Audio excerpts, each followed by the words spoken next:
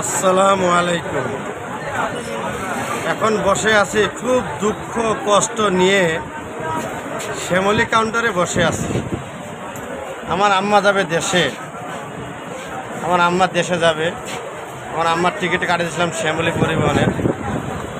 9:30টার গাড়ি এখনও আসি পৌঁছাবে। দুঃখের বিষয় কি জানেন, এখানে 10:30টার গাড়ি চলে আসছে, 11টার গাড়ি চলে আসছে।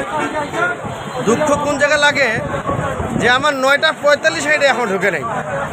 তাহলে বলেন, আপনারা যে বলেন দেশে আসেন না, ঈদ করেন না, এটা কি ভালো?